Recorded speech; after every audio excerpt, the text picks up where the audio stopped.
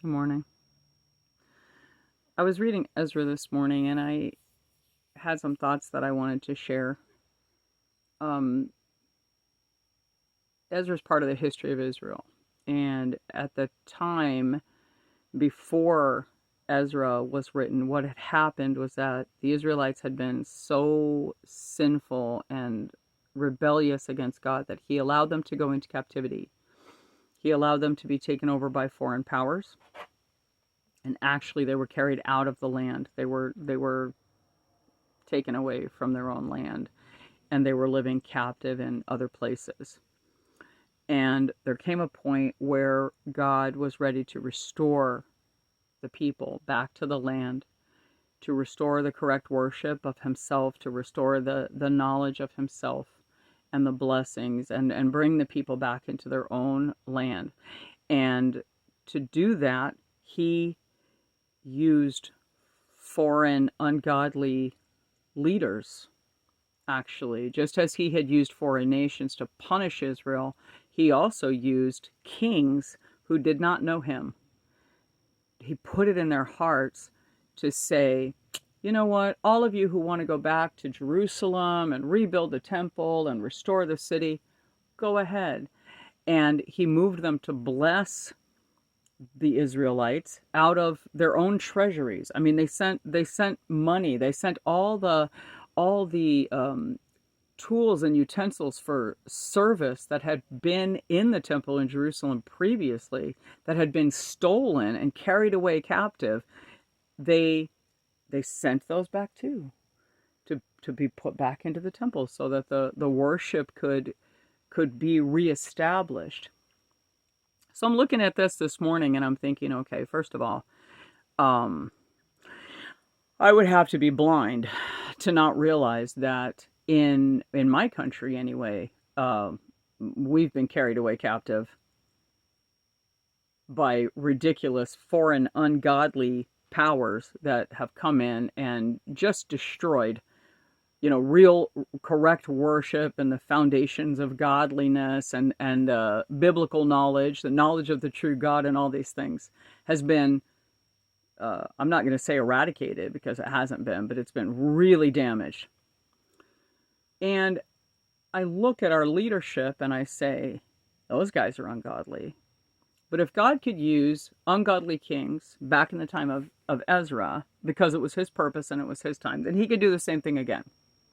And it reminded me of 2 Chronicles 7:14, where he says, if my people who are called by my name will humble themselves, pray, seek my face, turn from their wicked ways, then will I hear from heaven and will forgive their sins and heal their land. Now, I believe that. That's a promise that was originally given to Solomon about the nation of Israel, but it also applies to us today because God himself doesn't change. So, and we are his people. Um, so that to me it's a clear path. It's a clear map marked out to show us what is required. I want God to heal our land. I want God to restore the knowledge of himself. I want him to restore true worship. I want ungodliness eradicated. I'm sorry, I'm itchy. I have allergies this morning. Um, I want all that. I want him to do those things. And I recognize that he's telling us, if you want those things, you've got to humble yourself. You've got to confess your sin to me and turn away from it. Become repentant. Seek my face. Seek me. Ask me. And there's a lot in 2 Chronicles 7:14 that we could talk about another time. But the point for this morning is just this.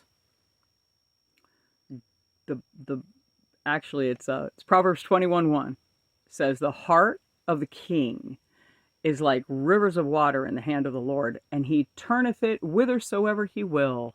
That's the King James. You know, God has power to move men, even ungodly men, even rich men, even powerful men who are high up in the government. God has the ability. He has the power to move them. But are we going to do what's necessary? Are we going to humble ourselves and pray? I hope so.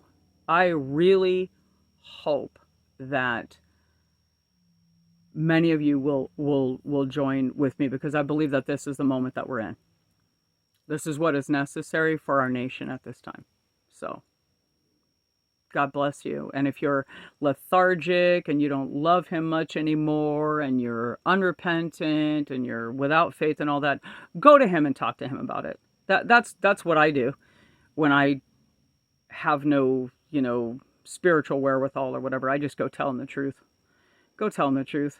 Talk to him and ask him to restore your heart, because if he restores our nation, he's going to start with restoring his people one by one, right? Because we seek him and we ask him to. So God bless you. I pray for restoration for you, and join with me in prayer for our country. We desperately need it.